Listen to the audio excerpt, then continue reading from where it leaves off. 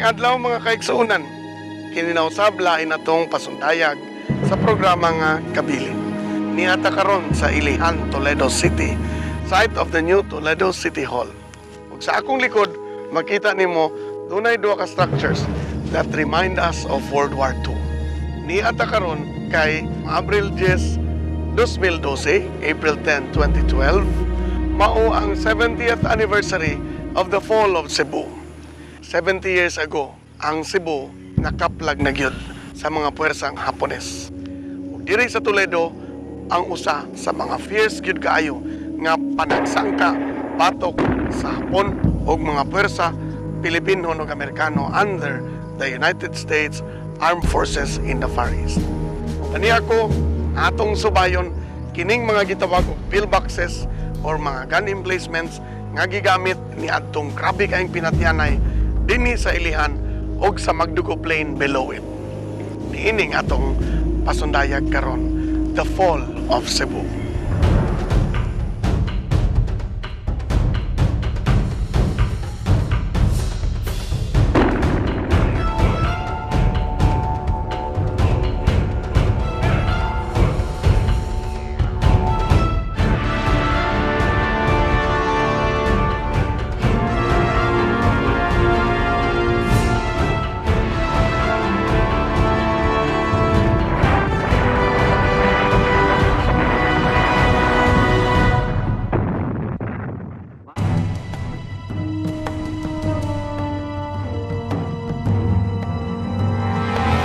Lain og forma ang kaning gitawag og pillbox, but the design would have been the same. Gikopya gikan sa Europe, daghan sa British inani o mga Americans. They would have been used for machine guns o mga Browning automatic rifle o mga simple nga mga pusil.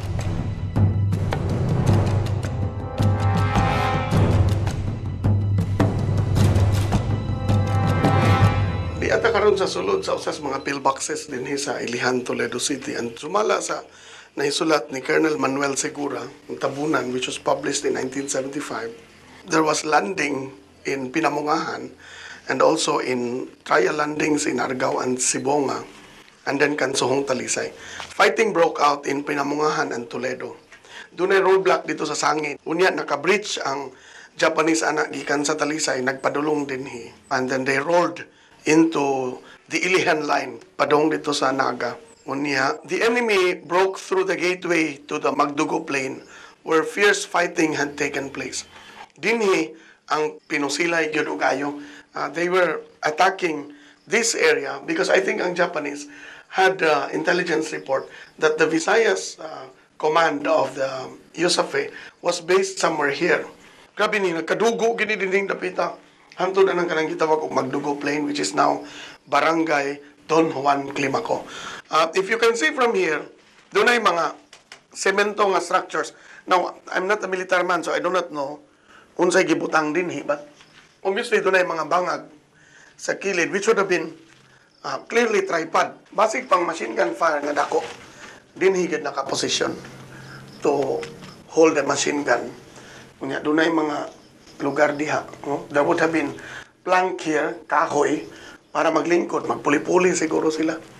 Niya, kani, kahoy ang form, ang kanang klase sa 1940s nga walling. Gitukod siguro niya atong panahon nga pag-organize sa USAFE, which was shortly, mga 6 to 8 months before the war, diya pag-organize ang USAFE. So, kini gidali-dali, kining trabaho niya. Daghan mong kainin sila. And we will go through each one of them. Ang tanaw na tuon sa ilang mga gamit o ilang mga sulod.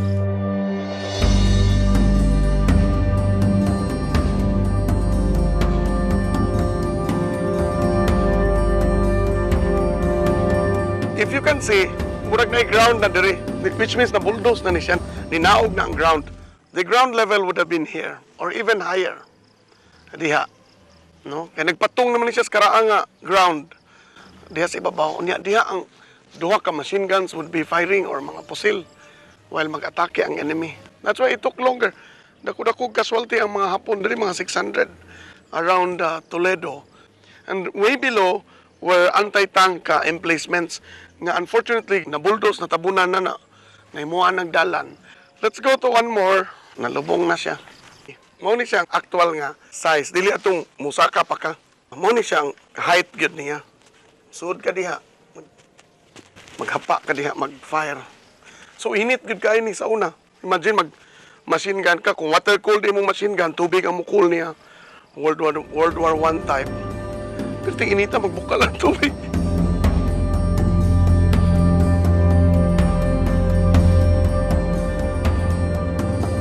So, mauni siya ang Magdugo Plain at sa Hinulawan River, mauni ang patag sa Magdugo. During grabing fierce fighting, daghan kayong Hapon nga matay din and the initial skirmish. In fact, pag overrun nila ani, pamatay, pambayunit nila ang mga Pilipino ngayon sa So daghan nagkadugo siguro ning Hinulawan River kaniadto sa pag-abot sa mga Hapon in 1942.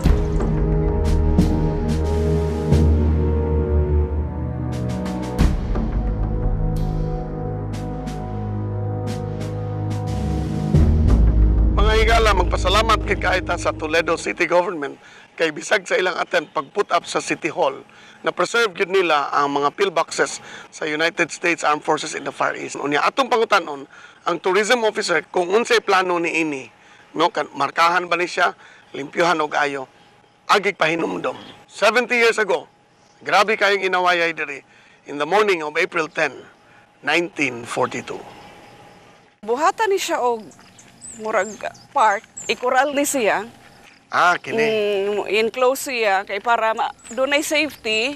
Kini kada usa? Dili, lawson. Ang entire? Para dili siya mabandalize. Unya, nana ni siya yung mga lighting. So gaan sa sod? Oo. Pwede magparetrato ang mga tao? Pwede. Historical yun, educational ang mga bata, malingaw. I think this will be the first time nga dunay kani mo Heritage Park niya? Kadto dito.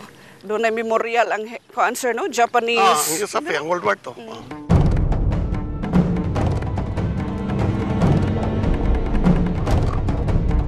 Daghan ni sir to apa sa may science side. So grabe gid kay. Preserve juga ito dito sa mga maestro. Niya din na ako ng mga naglinya diri sa una. Ang katong dipinsa naglaray na diha nang may kurbada sa ubos niya ang tarak diha dili magsugat gyud katungod pitos kayo ang iyang daan nya pag katong nindako na ang baha nangahog natin pag ang kaning dipinsa niyang uban nakuan to sa third engineering pag-widening gipangguba. Guba. Mao na siya mga kaigsunan ang gipangguba nga mga barriers. Mao na ang anti-tank nga mga barriers nga gimension ni Colonel Segura sa iyang libro nga Tapunan. Atong tanawon mga kaigsunan dito sa Carmen karong taon-taon kini nga mga barriers. Mubalik ang kabilin.